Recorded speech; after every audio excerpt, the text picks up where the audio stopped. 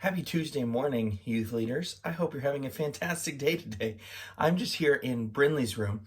Brinley sleeps in our room and she's asleep. I was really hoping she'd be awake so that I could have her in this video, but don't worry. I'm really excited because this Wednesday night will be her first Wednesday at youth service. So I'm very pumped. So if you want to meet her, you'll get to meet her. But I'm sitting here in her room drinking my coffee out of my toilet mug.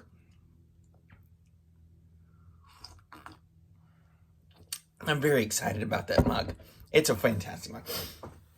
But yesterday we talked about the importance of connecting with our students and helping to get them to service. Today, I want to take just a few minutes to tell you about the pragmatic side of how we are taking care of students on Wednesday. I know some of you are probably thinking, man, what's this going to look like? Sunday services have looked really weird. The seats are all kind of crazy.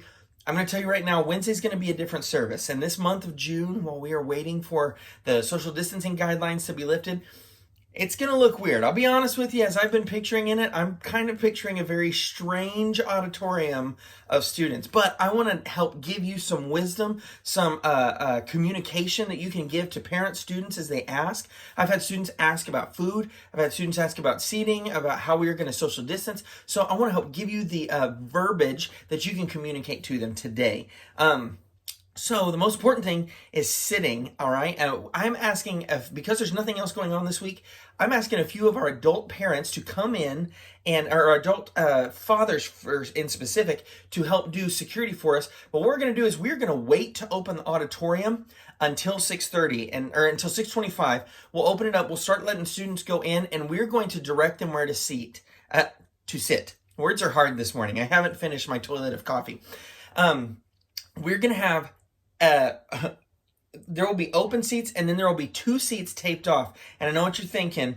That's going to be a lot of seats that are empty. We're going to get creative with this, all right? So we're toying around with, even today, some ideas to help get as many students in there. But as of right now, our job is to keep students healthy and safe.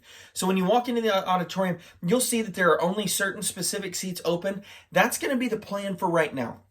Again, we want to keep students safe, and this is the best way that we can think to do it, especially during service. We're going to stay in our seats during the whole service, even during our altar time. Now, I am going to encourage students to connect with a small group leader if they have prayer requests or need anything, but we're also going to put our church texting link, or our church texting number on the screen, so that way students, if they need prayer for anything, if they have questions, if they're, they gave their heart to Christ, Pastor Mike and myself, we're going to go through it, and we're going to use it and connect with those students and help guide them on the next steps. But when at 6:25, when we open those doors, our leaders are going to, our security guys are going to usher students in. We're going to direct them where to sit, and we will do our best to kind of keep friends together, but we must keep them separate. Students can't sit together. We have to protect them. Luckily, we do have a lot of adult men that can come and help because we're the only thing going on. It's so cool that Pastor Jamie has literally basically canceled everything else. We are the only thing going on Wednesday night. Man, even our Wednesday night prayer, they're going to be watching us. So, man, we are super excited, but we want to be taking care of the students while they are there. So that's going to be our social distancing for service. Now, when you get into small group, we're going to have a little bit more room than we normally do. We'll have outside, we'll have the entire lobby, and we'll have the entire auditorium. But here's what I'm asking you.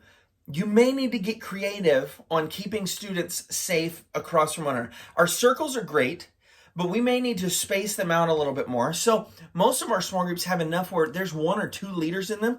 Let's break our small groups, at least for the month of June, down into as small groups as we can.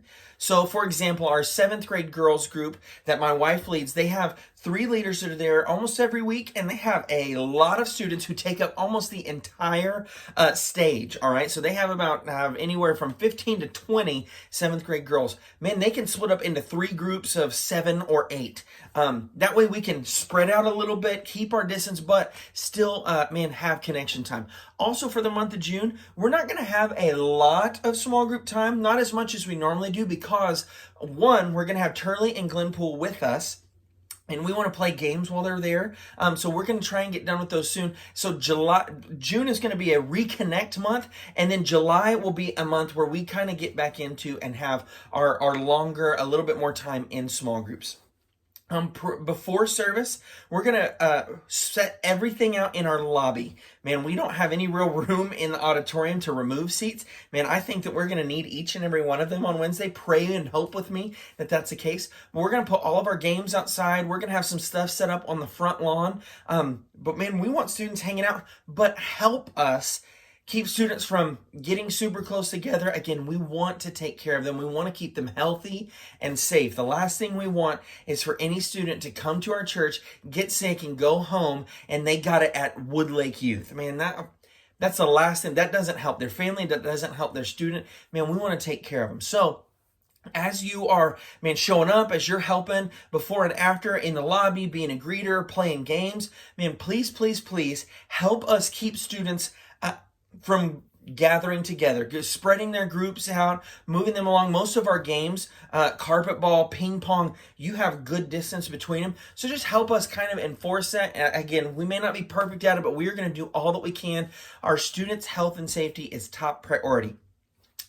Our service is going to have to be done totally by 8. So that will include our game for Wednesday night. Again, our youth interns are going to be leading the game. They're going to be leading games at camp. So this is a great training ground. So they're going to lead our game at the end. We'll have message service, small groups, and then we'll go outside to play our game. We're going to be playing tug of war this Wednesday. It's going to be a ton of fun. They're also going to divide our groups up. Again, I want them to have the knowledge and the know-how and experience on knowing how to break groups up, because when we go to camp, that's exactly what we do. We get into giant, huge groups. So be prepared for them to give us a little bit of guidance. And again, I want them to learn to communicate to leaders. So this is their training experience this week. So just be prepared. In our leaders meeting at 6 o'clock, they will have some information for us for our game. But after that, it's going to be our job to keep our students safe, healthy, and as socially distanced as possible. If you have any questions, please let me know. Again, be praying for our service tomorrow night. Tomorrow morning, yesterday, I wanted us to pray. Our video was focused all on connecting with students. Today is the practical sides of what we're going to be doing on Wednesday. Tomorrow, I want us to get spiritually prepared. So even right now, begin praying for, man, what our students can experience. I know it's going to be different, but that doesn't mean that God can't move. God's got a big plan. We have an incredible illustrated series that we're going to be going through, and I believe that, man, God has ordained it, and it is going to be an amazing series that I truthfully, I hope students remember. So be praying already in advance for what God's going to do in the lives of our students. Have an amazing morning. I love you guys, and we will see you 6 o'clock on Wednesday and early tomorrow morning for our spiritual devo that I will be sending out to you. Have an awesome day. Bye.